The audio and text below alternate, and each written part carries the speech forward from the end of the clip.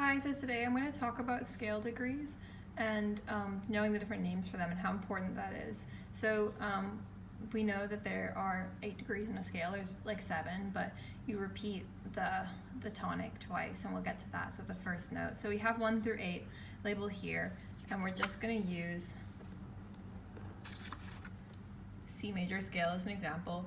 So we can clearly identify that like C is the first note in this scale, and it keeps progressing until we get back to C at 8.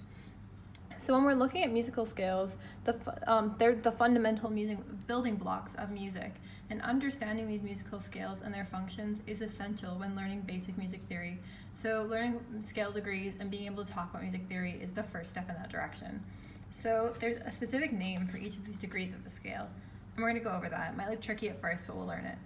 So we know that the first and the 8th note are always going to be the same. So they have the same name, and that's the tonic. It's the main note of the scale. It's what the scale is called.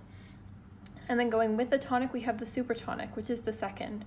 And I put them in the same color because the names sound similar, so it's easy for you to remember, but also because they rely on each other more than any other notes in the scale. And we can see that pattern as we go through the scale. Third is the mediant, which is paired with the submediant, the 6th.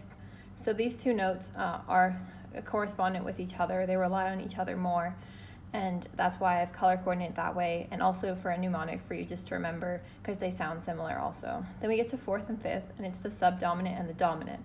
The 5th is the dominant note of the scale.